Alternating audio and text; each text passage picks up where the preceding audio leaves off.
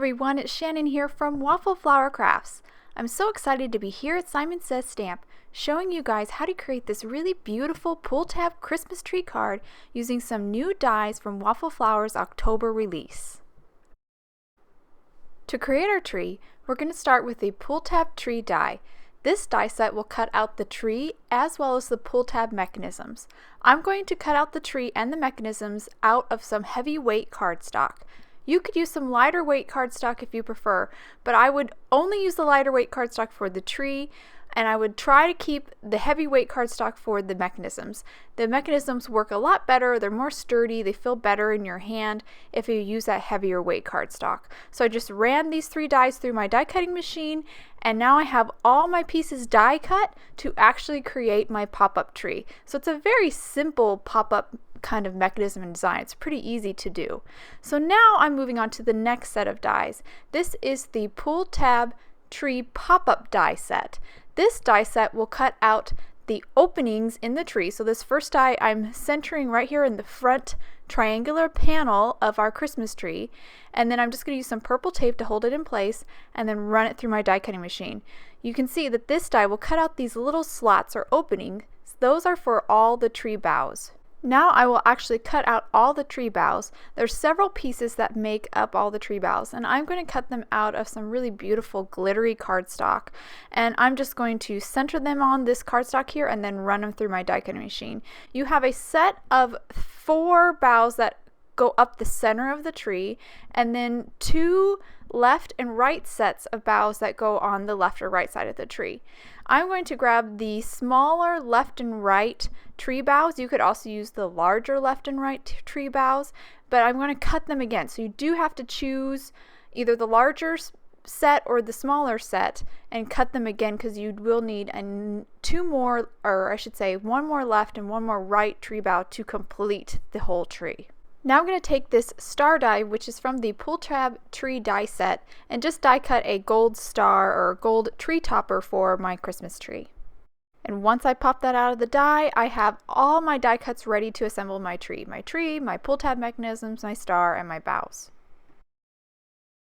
The first thing I'm going to do to assemble my tree is actually fold the tree along all the score lines that the die creates on the cardstock. So I'm just bending it back or creating a mountain fold. I'll grab my score tool here just to get a nice crisp edge, and I'm going to again fold it along all the score lines that the die creates in the tree. Now that the tree's all folded, I'll now glue one of the back triangular flaps over the other. It doesn't matter which side, the right or the left, just glue one on top of the other. Now that the glue is set, I'm going to glue the next section. So on the back here we have 2 little tabs. They're overlapping each other, so they're a little hard to see, but I am going to change the orientation and take the left tab and place it over the right.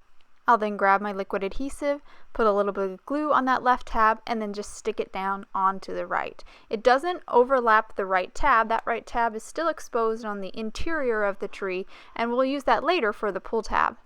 Now we'll construct our pull tab mechanism.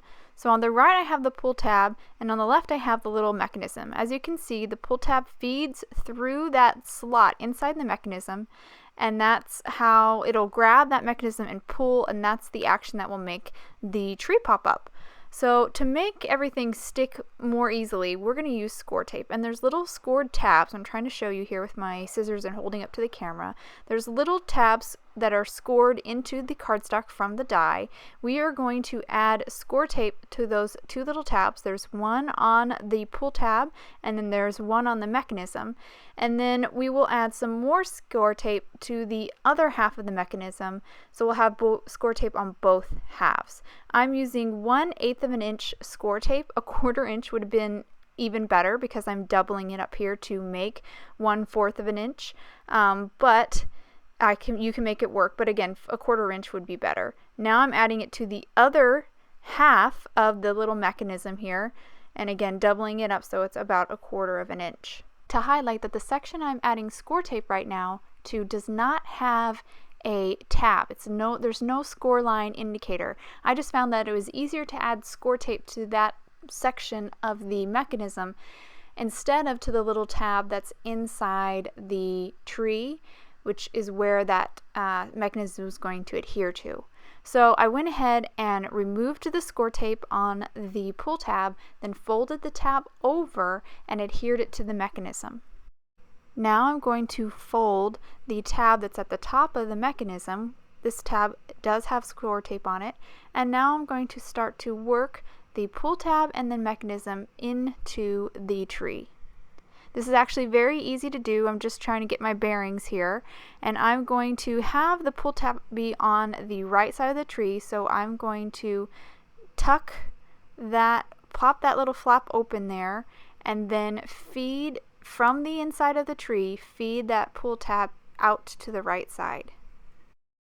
Now that the pull tab and mechanism is inside, you can kind of see better where the mechanism is going to attach. Right there is that little tab that's on the inside of the tree that I mentioned earlier. That is where the back side, or the bottom half of the mechanism, is going to attach to the tree. So I'm now going to remove the score tape on that bottom half of the mechanism, and then I will also remove it on that top tab of the mechanism, and then I will fold this a little bit at the center. This is a mountain fold again, and then I will press that bottom portion of the mechanism up against that tab on the inside of the tree, and then the top part of the mechanism, this tab with score tape, just kind of goes in the center.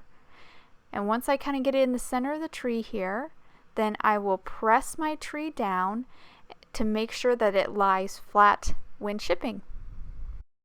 I'll give a couple more presses to all those sections of score tape, and then I will give a couple pulls on that pull tab to make sure that the tree works. Also, I want to point out that on the pull tab itself, there's a little notch that the die cuts into it, and that's where you pull on the pull tab and then slide it down, so the cardstock on the tree will slide up into the notch, and that will hold the tree in that popped up position. Now that we have the basic skeleton of our tree completed, I now am going to add all the boughs. I have them all laid out here the way that they will go on the tree, and I've also already folded all the tabs on the other boughs except for this one, and I wanted to show you here that you just fold the two little tabs over so it's very compact, and that will make it easy to slide in. This one's a little different though. It just has one little tab that you fold down. So I'm going to start with the center bough, the largest one, and just fold the two tabs in, slide it into that first notch, and then from the inside, I'm going to use a die pick here to help me. I'm going to open those tabs up, fan them back out. This is what will hold these boughs in place. I'm going to repeat this process for all of the boughs on the tree.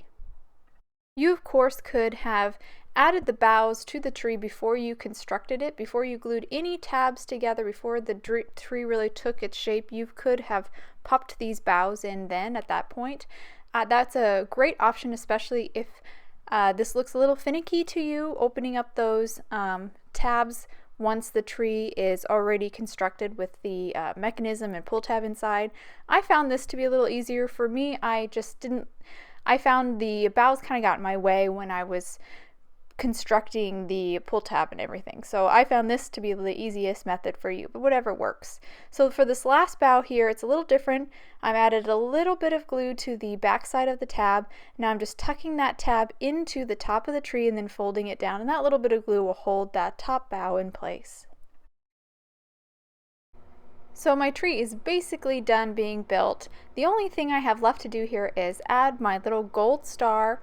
I could add a little dab of glue to the end of it here, but I'm just going to tuck that tail in, or tuck that tab right on into the top of the tree. There's a lot of thickness there because of my heavyweight cardstock that I used and that additional glitter paper that I used, so the tension will just hold that star in place. So now that I have my tree constructed, I'm kind of placing it here on an A2 side folding card base made out of 110-pound white cardstock, and I'm using that to help me gauge where I want my sentiment to go. I'm using a very simple but pretty sentiment from the stocking stamp set, inking it up in Versamark ink, stamping it, inking it up again, and stamping it a second time. That just gives me, I found, really nice embossing results. And I'm now dipping it into some gold embossing powder, and I will heat set this with my heat gun, and that will complete my sentiment. Nice and simple, but perfect for this card, so it doesn't take away from the wow factor of that Christmas tree. So now we're ready to adhere the Christmas tree on to the card base.